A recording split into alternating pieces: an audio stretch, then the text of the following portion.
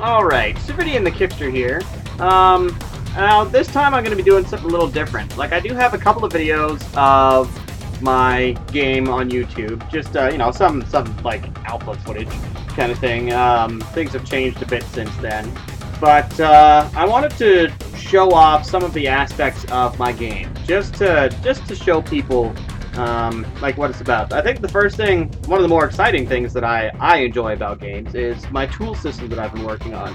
Now, it's based on a variety of plugins as well as a lot of common events that get called up.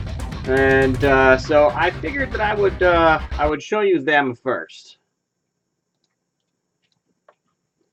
I already have a description of my game on Kickstarter, so I'm not too terribly worried about like explaining the story and things like that.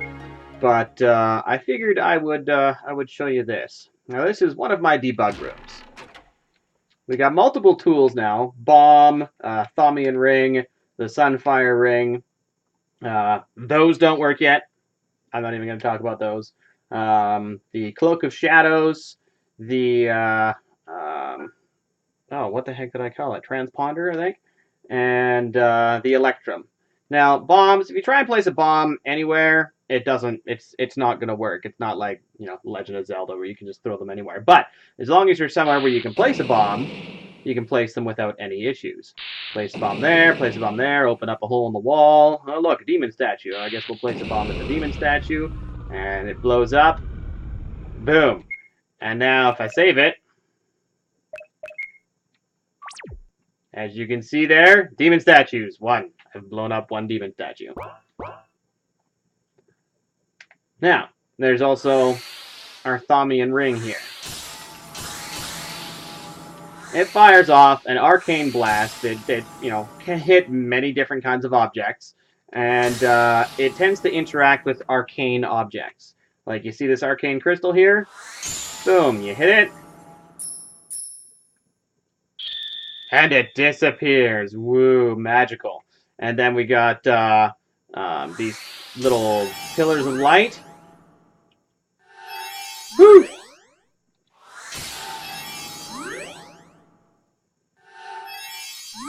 Can teleport you between pillars of light.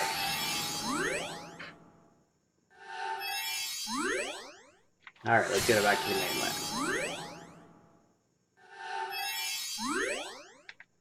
Now, this is the Sunfire ring. It fires a little fireball, fades out over time.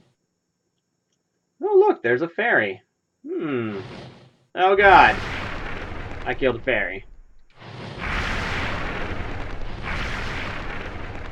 Oh, look, it's me. Ouch. I just knocked myself down. Anyway, this can be used for, melting ice, torching vines that might be, magical vines that might be in front of a doorway. Any number of things that I might throw into the game. And then we got ourselves the Cloak of Shadows. This is based on one of Yanfly's plugins. And this allows you to go into a stealth mode. And I'm going to have some areas and mechanics in the game where, unless you want to be in for a rough time, you're going to want to stealth through the area. This is going to be a somewhat late game ability, but I hope everybody looks forward to actually getting it. And then we got ourselves the Transponder. Now, this, right now, just teleports me to 3 of my different debug rooms for testing things out, but eventually, when you get it in-game, near the end of the game, you'll be able to teleport between the 3 different sections of, or the 3 different hubs of the game.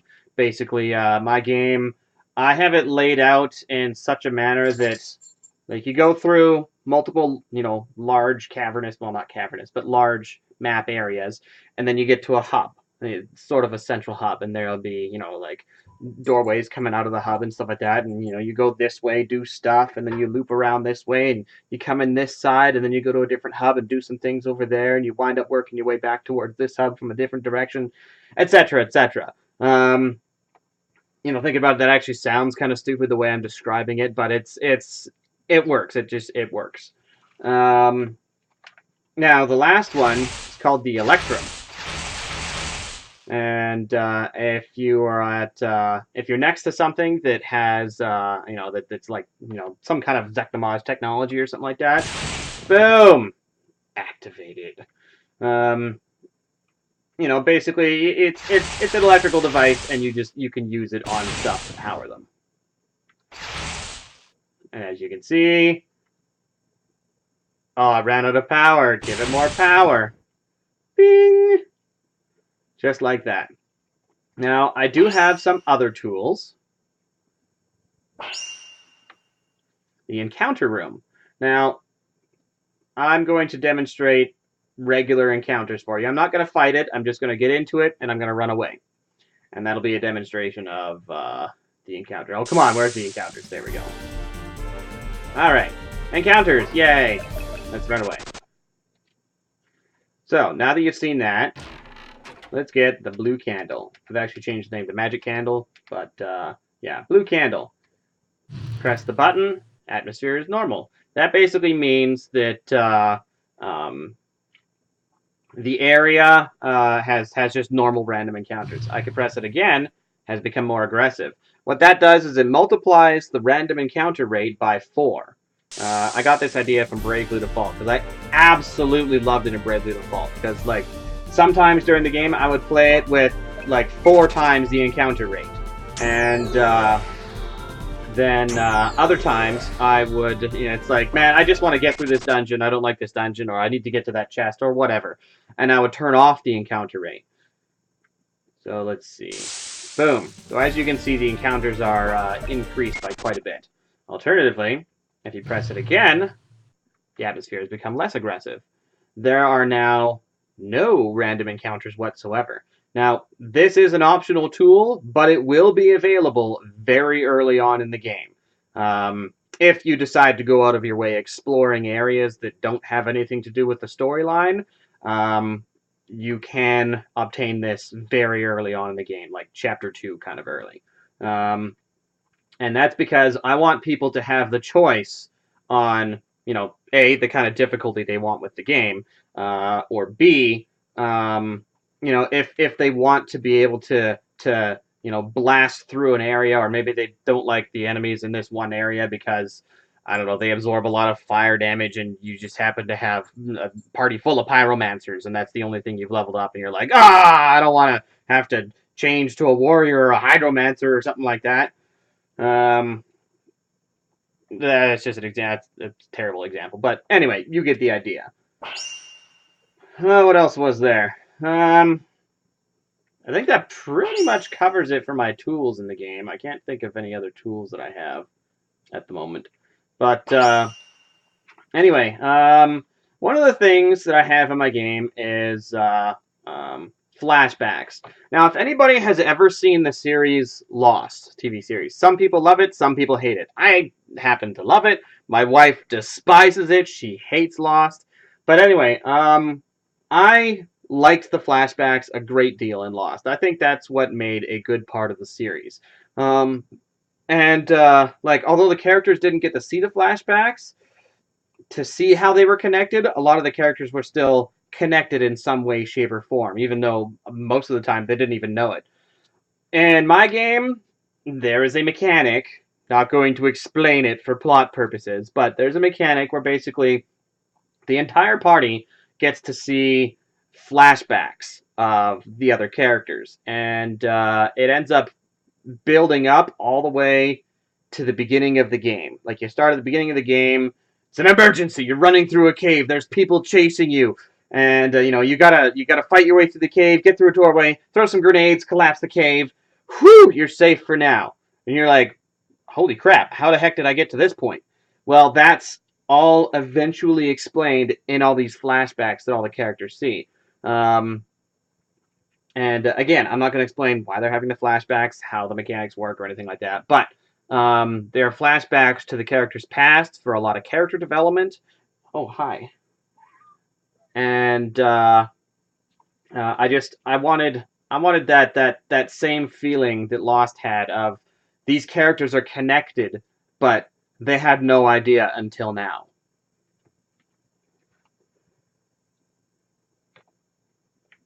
Now, another mechanic that I have in the game is I have a crafting system. Let's see if I can remember which one of these guys gives me what.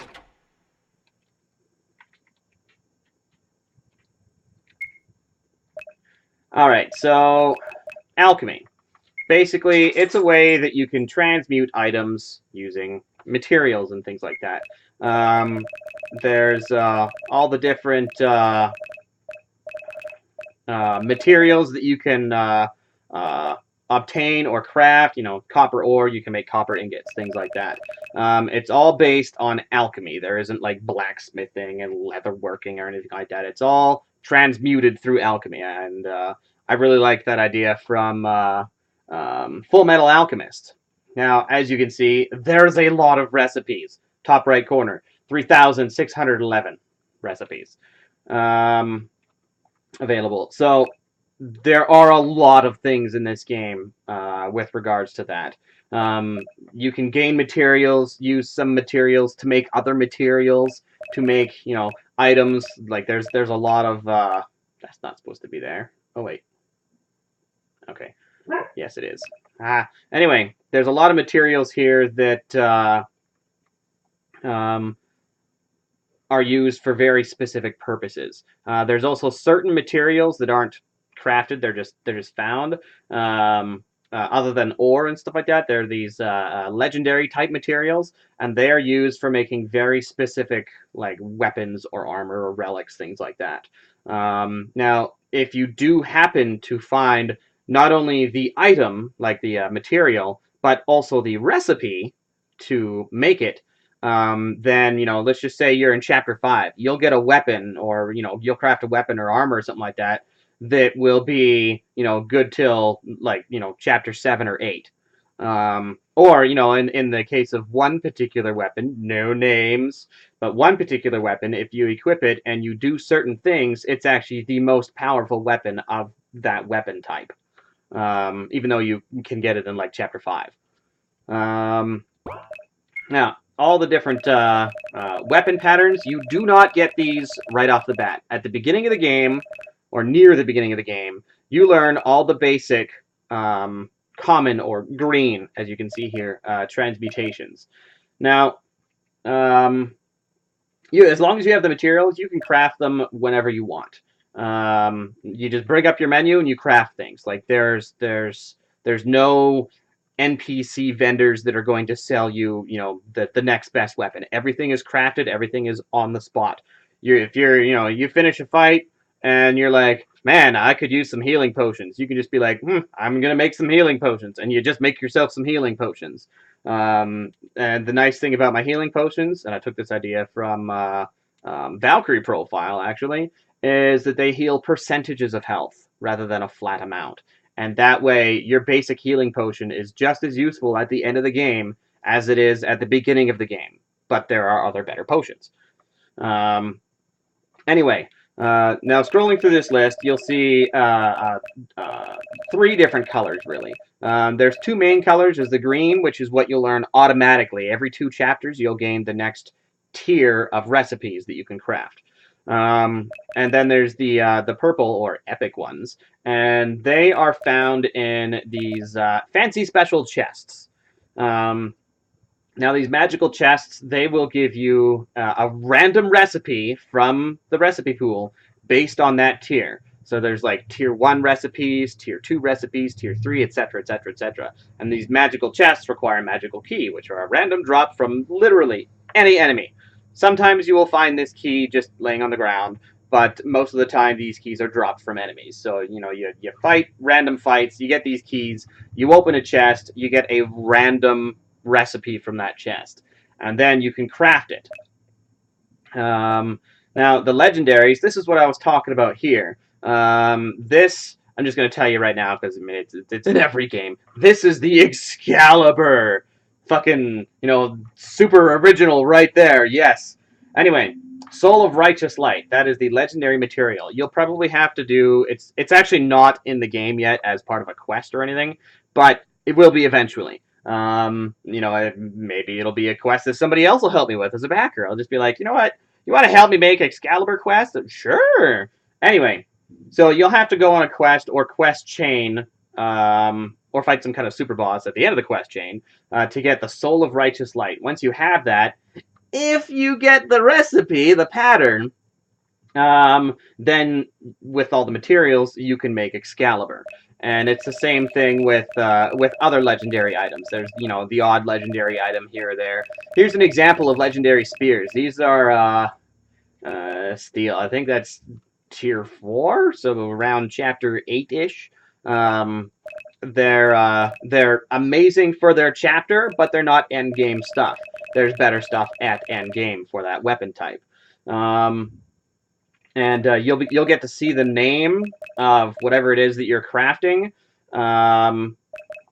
once you actually craft it. Then the name will pop up on the screen. Anyway, armor as well, same thing. Relics, accessories, things like that are not they're not going to be crafted. They're all going to be found, and they are generally like really magical artifacts. Think like Final Fantasy VI, how some of those artifacts like drastically change the way the game plays. Like if this one artifact that you equip might do something basic like make you immune or absorb fire damage, or the next artifact might make you attack and an extra 2 times with basic attacks, or an extra 3 times with basic attacks, or things like that. Um, there's a slew of other things. Actually, you know what? I have no problem showing you a bit of my database, just because.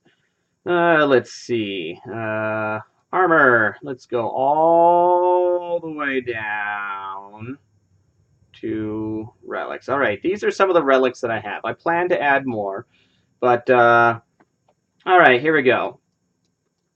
An example of a relic. Regenerates health. Massive health regeneration after 3 seconds of taking no damage if your health is over 3,000. This is an idea I got from somebody online, but I thought it was an amazing idea.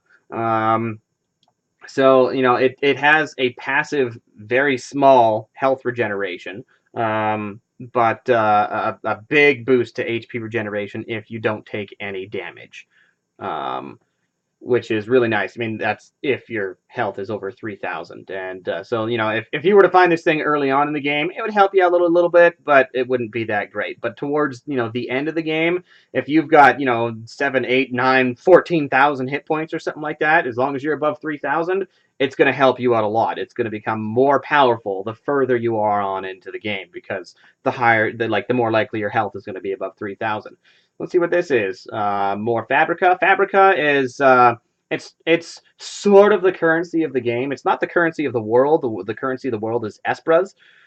Fabrica is a kind of a forma-like material that is used in alchemy. It's like the cost of an alchemical transmutation, aside from the materials. Let's see. Bolero of Flame changes the bard's skill Nemesis into Bolero of Flame. I'm not going to explain to you what those do. All you need to know is that it changes the skill. Makes you immune to void damage, increases critical chance. The longer you're in combat for, the higher your magic attack and MP gets. Basic things like increase your attack power by 10%, agility, reflects physical damage back to attacker, etc., etc., etc. Like there's a great deal of things like that there. There's also runes, and these will usually have similar effects to the relics, except they tend to be more powerful, or at least they will anyway. I haven't really done a whole lot with them yet. And I haven't added souls in, but souls will basically be, you'll have a choice between equipping a rune and a soul in your next slot. If you equip a soul, you won't have the effect of a rune, but souls will give you the commands of their associated class. And right now, I have quite the slew of classes here. So let's just say you get, the cleric soul. You could be a warrior with the alchemist subclass, and then you can equip a cleric soul. So you would have the commands of not only the warrior and the alchemist, but also the cleric. So you could have healing through items. You'd be able to throw items at the entire party. You'd have your healing through the cleric and whatever warrior skills you happen to have. Now that being said, speaking of skills, I have a slew of passive skills. Now, I got this idea from Final Fantasy Tactics because, right up on Kickstarter, I did mention that I absolutely love character customization. So anything that can change the way a character plays or improve the way a character plays, I really like that. And so, like, I've got the tier 1 passives, and they're just basic things like, HP up, MP up, etc., attack up, basic stat increase type things, paralysis, immunity, etc. And the nice thing about these is, like, let's just use warrior as an example, or we'll go guardian. Guardian as an example. Guardian will have max HP plus 10%. It might have, say, like 4 different passes it can learn. Well, once it learns max HP plus 10%, plus 20% then pops up. So you can also learn that one if you want to, if you have the job points for it. And then after you learn that one, HP plus 30% pops up. And then, like, as you learn bunches of these tier 1s, different combinations of them will unlock different tier 2. And as an example, auto potion. Everybody knows what auto potion does. You get struck, you use whatever the, your basic potion is, etc. Counter physical damage with unblockable magic damage. So basically, if you get hit physically, you counterattack with a magical spell. Basically, if you get with this one, absorb MP doesn't have a name yet, but absorb MP. If you get hit with magic, then you'll absorb MP based on the amount of damage that you took from that magic spell, etc. There's a great deal of secondary tier 2 passives. Oh, as a side note, the tier 1 you can equip 3 of them. Tier 2 you can equip 2 of them. And then different combinations of tier 1 and tier 2 unlock tier 3 passives. You can only equip one of these. And there's things like this. When damaged, you have a chance to counter with shooting stars. They will be extremely powerful. Let's see. True Steel. Aura that increases the crit chance of the entire party by 10%. Undying Will. Damage that takes you below 30% health will instantly heal you for 50% of your maximum health on a cooldown. Things like that. Like there's a like some amazing combinations between tier 1, tier 2, tier 3 passives, plus your relics, plus your runes or souls. And not to mention the classes themselves. Some of the classes actually have like their own passive that only works when you have that class equipped. And there's subclasses too, by the way, and any passes from the subclass are applied to the main class. So using the Vanguard as an example, the Vanguard, let's see if I have it stated here. Yep, deals more damage the higher your health is. The Gunslinger, the first target that it hits with a regular attack will actually take more damage than subsequent attacks. So you'll deal extra damage. So, if you've got a gunslinger in your party and you've got a decent weapon, and one nice thing that you could do against somewhat weaker mobs is just, have your gunslinger go bang, one shot that mob or bring it to low health, and then have your other party members, that deal maybe less damage on that initial hit, attack that mob while your gunslinger pow and shoots the next one and pow and shoots the next one. It just does one shot on every mob in the entire group until that way the rest of your party members doesn't just kill everything else. Now, for some of the mechanics, I'm just going to give you a very, very basic rundown. Soldier can use sword and a shield, and its specialty is using the. I'm going to go into skills. Its specialty is being able to buff your party, overpower your enemy, and it has an ability called All Guard. Now, with my game, most classes cannot guard. There is no guard for most classes. Tank-type classes can guard. And the reason why I wanted to do this is because, in a lot of games, if there's, a boss that's about to use a really big, powerful attack, and you don't have a way of interrupting it, like your only choice is to somehow mitigate the damage, you have to have your entire party stand there and mitigate the damage, and usually in the exact same way. Everybody just goes, ugh, and guards. Everybody guards. Well, with this, the tank is the one that guards. And when you guard, it's actually applied to the entire party, regardless of what they're doing. They're all guarding. And there's 4 different tanks in the game, and all 4 of them, or well, not tanks, but 4 different all guards in the game, and all 4 of them work the same way. Um, that way, whoever your tank is can use all guard or medi guard, proti guard, stata guard, etc. Have the entire party have or take reduced damage, and then the rest of your party can continue to do stuff.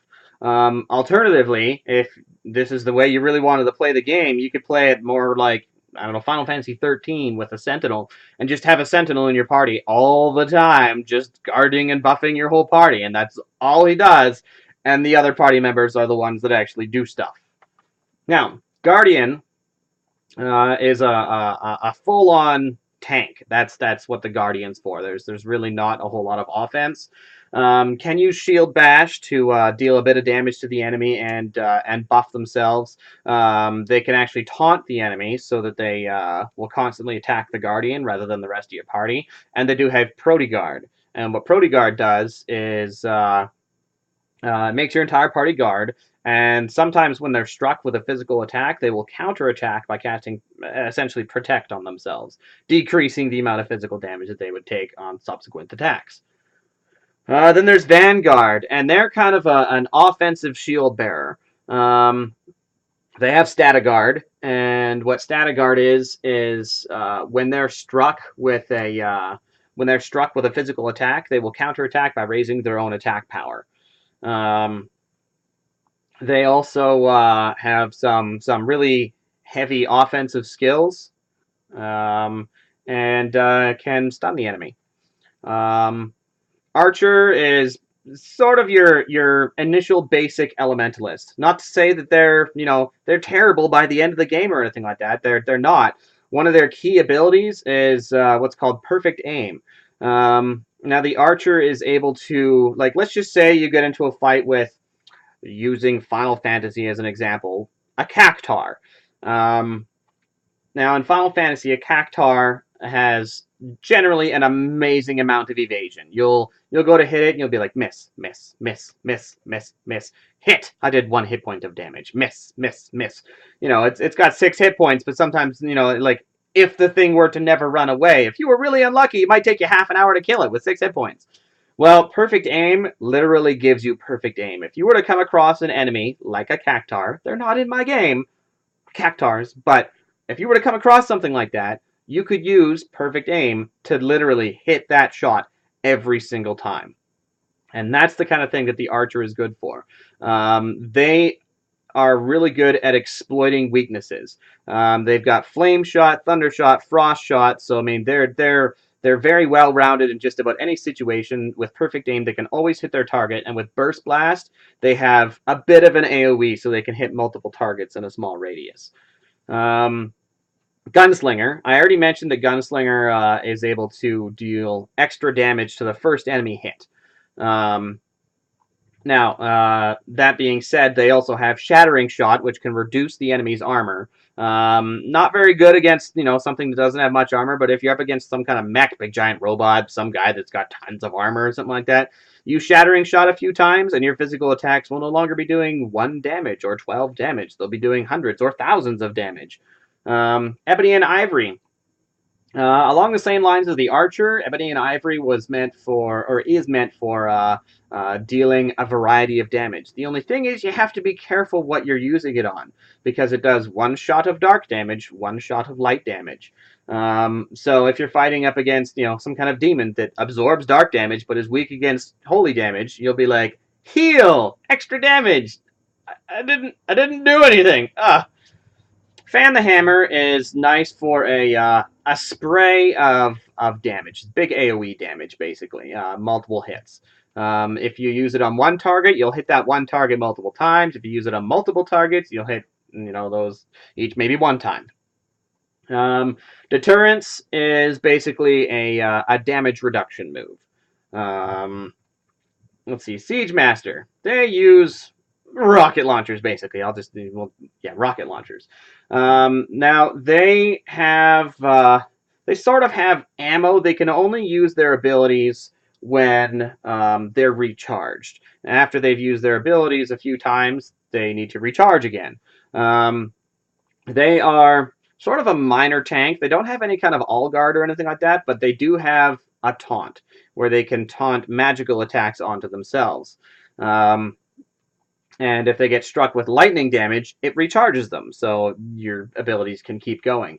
They spend like their abilities are a lot of lightning damage themselves, and they can also apply like stuns to the targets and things like that. The warrior. Think of the warrior as kind of like the knight in like Final Fantasy Tactics. How they can break down the enemy's armor and things like that. That's kind of what this warrior does.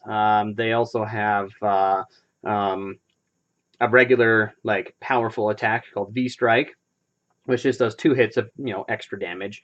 Um, the warrior can also dual wield, which is nice, and the warrior can counterattack oftentimes with what's called flurry, and it's basically just literally a flurry of attacks where other characters would attack and just go whack. The warrior would attack and go whack whack whack whack whack whack whack, go back to position.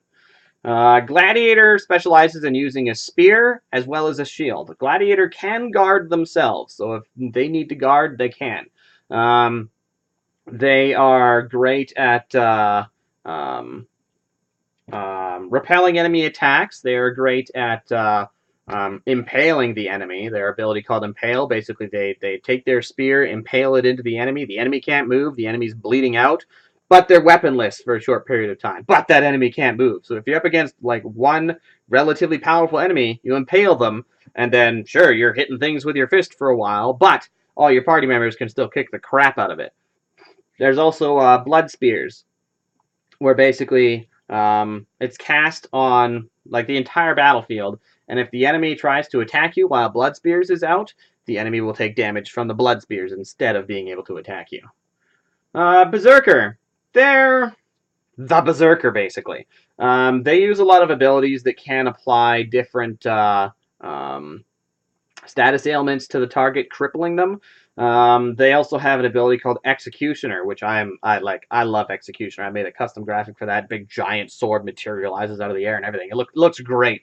But anyway, Executioner on regular enemies has a really high chance of instantly killing them. Period. With a long cooldown. If you use it on bosses, it just does a butt ton of damage to them because bosses are going to be immune to death. But unlike a lot of RPGs, my bosses are not going to be immune to status ailments. You can still stun them for a turn. You can still poison them, things like that. Any kind of instant death or completely gimping status ailments, they will still be either immune to or very highly resistant to. But most status ailments you'll be able to use on bosses, no problem. They also have Berserk. Go Berserk, increasing damage but losing control of your character. So it's pretty much as it's explained there. If you're, let's just say you're fighting regular trash mobs or something like that, you can cast Berserk on yourself and then just watch that character go ham on the enemy. Another thing about the Berserker is the abilities have a chance of applying a buff to yourself called Enrage. Now that basically like increases the damage you take as well as increases the damage that you deal. Now the interesting thing about that is Calm the Nerves can only be used while you're enraged, and when you use it, it actually consumes your enrage. So your enrage goes away, it calms your nerves, and it heals you for a certain amount. Scholar, they are the blue mage of my game, basically. The scholar is able to like study the enemy, and if the enemy has any skills that the scholar can learn, then the scholar will essentially absorb those skills, learn those skills, and be able to use them. Now they are going to be like the most, I don't know, utility useful based class. They will be able to do all kinds of stuff, from endow life to be like being able to put a like a re-raise essentially on your party, purging status ailments, instantly killing a friend or foe, healing the entire party for half the user's current health. They can take status ailments off of a party member and then apply them to an enemy. Eclipse confuses everybody on the battlefield for days and days and days. This is a nod to an old raiding guild that I had, but that's all the detail I'm going to go into that. Basically, it's like a super confuse. It lasts it's applied to everybody, and I mean everybody, bosses, allies, everything, and it confuses everybody for 20 turns. There's really no reason you would ever want to use this because it's not a normal confuse. You cannot be immune to it. It doesn't go away till those 20 turns are up. You're just confused. And there's really no reason you'd use this. I just wanted to put something funny in there. And there's a couple of joke abilities for that. And then there's the Scriptures of Eternity. I'm not going to tell you what it does or what it's going to do. I can't tell you that. Anyway, Arcanist. Essentially like an arcane mage. They deal, like their arcane spells deal void damage. And every time they deal damage to an enemy with an arcane spell, they gain a stack on them that increases the amount of damage they take from further arcane spells. But each arcane spell can only apply one stack. And then there's two things that the Arcanist can do to gain magic back. There's Osmosis, where they can drain mana from the enemy, or Resonance, where they basically channel for a short period of time where they can't do anything, but they basically restore all of their MP. And then they can also imbue any target with infinite MP, but after a while, when that wears off, they won't be able to regain any MP for a short while. Erlem is basically a damage-dealing healer. They specialize in not only healing and being able to resurrect your party, but also dealing damage to the enemy and healing your party based on the damage dealt. The Bard, although I don't have a whole lot of songs for him yet, the Bard's going to specialize in essentially buffing the party, like a lot. Each buff individually, like each song, is only going to be a small buff, and they're going to last only a couple of turns or a few turns each. But as you apply them, you can then cast Harmony, which will reset all of their turns back to 5.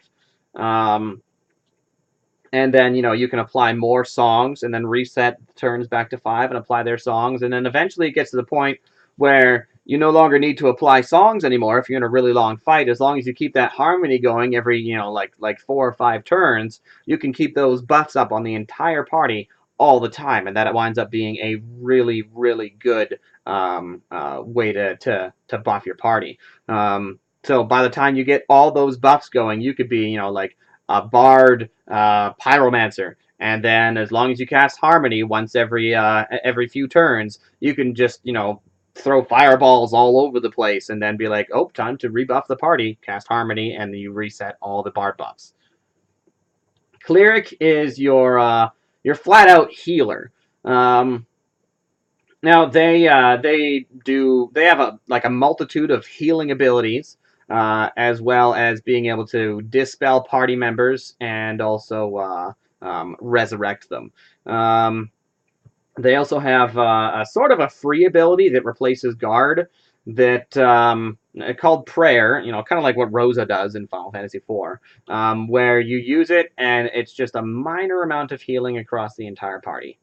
Also, any healing the Cleric does, there will be a portion of that slowly heals party members additionally over time. The Alchemist is able to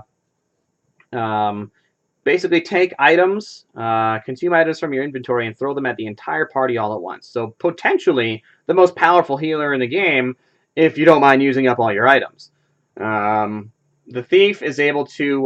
the Thief has the Mug command instead of the attack command, so every time you attack, there's a small chance you'll steal something. Additionally, there's a slew of stealing abilities where you can steal specific items, specific weapons, specific armor, so choose from a list of weapons or armor, etc., etc. The Enchanter is able to imbue their weapons and armor with different elements. Not to mention their regular attack. Instead of dealing damage, it drains MP from the target. So you'll like an enchanter would be something nice if you had like a subclass as some kind of a caster, or the other way around. If the enchanter was a subclass and the main class was like a pyromancer or cryomancer or something like that, because then every time you strike the enemy, you gain MP and then you can cast your spells. They can also counterattack with magic attacks. Pyromancer is your usual fire mage. Pyromancer specializes in dealing fire damage, and every time the Pyromancer attacks, they gain a stack called Wreathed in Flame. And when they reach 7 stacks, all the Wreathed in Flame stacks go away, and they get a buff on them called Fire Lord, and that increases all the fire damage they deal for a few turns, and then that goes away, and then they can start regaining stacks of Wreathed in Flame. Cryomancer has some tanky type abilities, some crowd control abilities, lots of ice damage. Aeromancer has a little bit of healing, can put the enemies to sleep, does wind damage. Geomancer, some tanking ability, some debuffing, and does earth damage. And then there's the Gambler. The Gambler has some very random moves. Their basic attack is replaced with roll the dice. And kind of like Setzer in Final Fantasy VI with his dice roll. It's basically like that, where when you do the attack, there's such a variance in damage. I mean, you could do like 1 damage, or you could do like 9,000 damage on the other hand. So it's very random. Gambler's Bluff, when you use it, it will use a random skill in the game. Any skill at all. It will just use one, a random one. Elemental Chaos is a similar thing, but only elemental skills. Ace is High, you have a chance to either buff the party or the enemies. Ace is Low, you have a chance to debuff the party or the enemies. Now, for each of those, the Ace is High, it's a 70% chance you'll buff the party, 30% chance you'll buff the enemies, and vice versa. For Ace is Low, it's a 70% chance you'll debuff the enemies, and a 30% chance you'll debuff your allies. So there is a reason to use it, but there's still some risk behind it. I Am Broken will either increase or decrease the amount of experience that you receive. Now, it can be by a little or a lot. Costly Punch. Consume varying amounts of your own health to deal varying amounts of damage. Now, it can deal a ton of damage or minimal damage, and it will consume random amounts of your health. Random, completely random. It might consume like 99% of your health and only deal 1 damage, or it might only consume 1 health and deal maximum damage. Lucky Sevens. Throw money at your target for varying amounts of damage. It will literally, it will do the same thing, except instead of costing health, it'll cost your Fabrica. Life and Death. You either cast Auto Life on your entire party, or Resurrect and Auto Life, bring them all back to full health, or you'll kill whoever's left in your party. So that's kind of like a last-ditch effort. If you're on your Gambler, and the Gambler's the only one left alive, and you're like, man, I'm going to lose this fight unless I do something. I'm going to try Life or Death. So you use that, boom, your entire party is back to life, and they have got auto life on your party, and you can just start going ham again. Alternatively, you might use that, and everybody dies. Done. Anyway, the Arbiter specializes in time magic. They have a couple of abilities they can use outside of Time Freeze, but they have an ability called Time Freeze that they can use. It has a cooldown, and when they use it, it literally freezes everything in the battlefield except for that Arbiter. Nobody else can take turns, nobody else can move, nothing. It freezes all of them except the Arbiter. Now, when Time Freeze is active, you're able to use a variety of other skills and abilities that become active while Time Freeze is applied to the entire battlefield. And yeah, that's basically the gist of it. They deal all kinds of weird damage and stuff like that. Sometimes status ailments that they deal abilities. They have abilities that deal damage based on the enemy's health. They do have a healing. I don't even remember what this was. Enemies' healing received is reduced to 0%, and allies receive additional healing. Alright, there we go. That's what chaotic healing is. It's been so long since I looked at some of this stuff. Warlock specializes in dealing lots of dark damage. Now they are able to actually resurrect allies as well, but they end up getting a an undead debuff on them, so that if they take any healing after that, um, unless unless the undead debuff is actually removed, they'll take damage. They can actually sacrifice their own health to regenerate mana. And another thing they can do is they can actually sacrifice allies' health to deal damage with certain spells. They can also sacrifice like an ally's life to deal a ton of damage with a certain spell. So, some people might end up building something based on that. They might have, two warlocks that sacrifice, two warlocks and two clerics or something like that. Sacrifice somebody, deal a ton of damage, quickly res them. Sacrifice another person, deal a ton of damage, quickly res them, etc. They might have a build based on that. I have no idea. There's all kinds of passives and stuff in my game. People are going to come up with all kinds of builds that I haven't even dreamed of. Anyway, Paladin is the other tank in the game, or the last tank in the game, I should say. They have Mediguard, and basically it's like All Guard, but whenever you're attacked, there's a chance that you'll counterattack with like a regeneration effect on your character, so you'll slowly regenerate health over time. They they are probably the tankiest class. They have abilities that can make them darn near indestructible for very short periods of time on long cooldowns. They can also heal like all of a party member's health.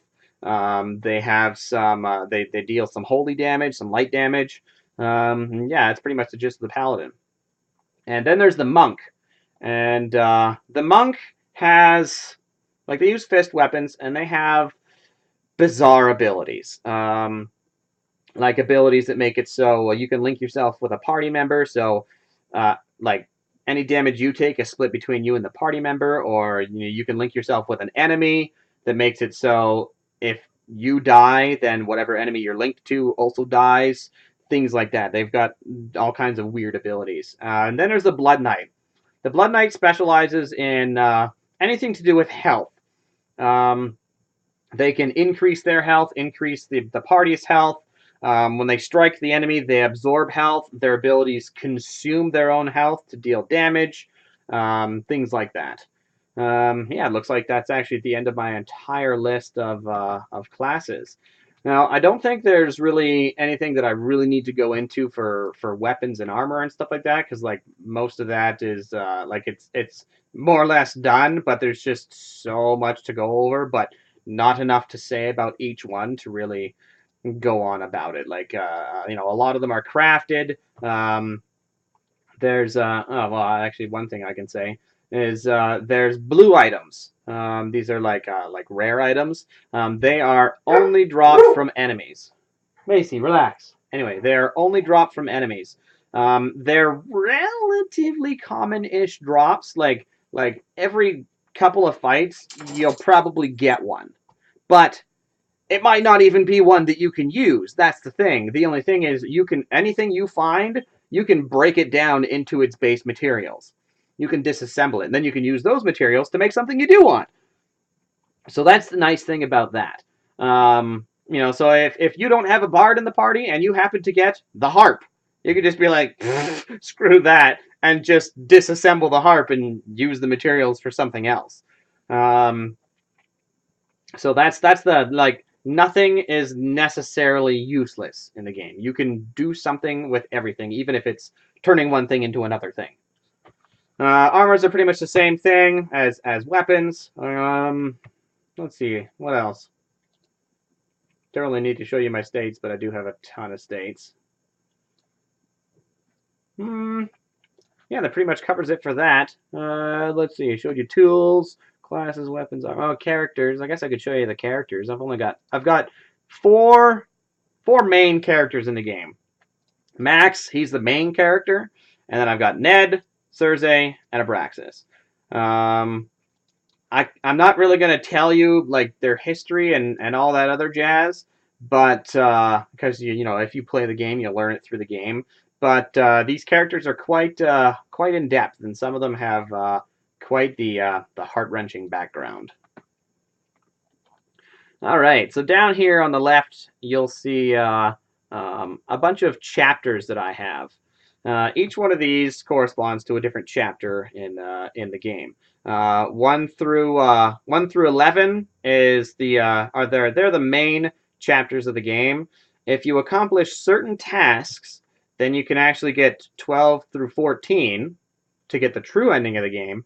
And then after that, then you get then you can like save your game after you beat the final boss, go back to the prior save point, and then you can do chapter 15, which will be a bunch more optional content.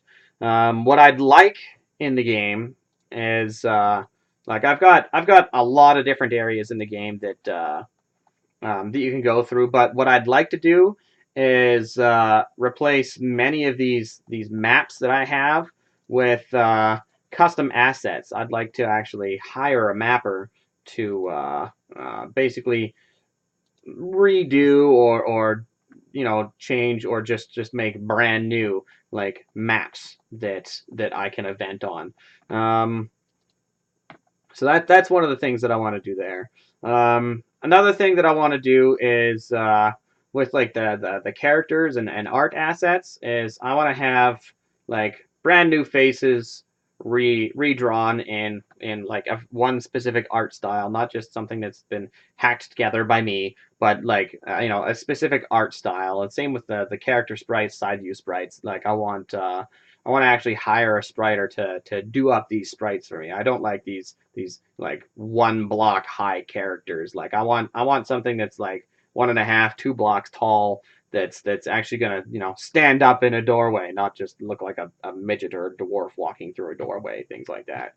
Um, let's see. That's pretty much all I got. And my phone's ringing, so I'm gonna call you all and have a good day. All right, bye.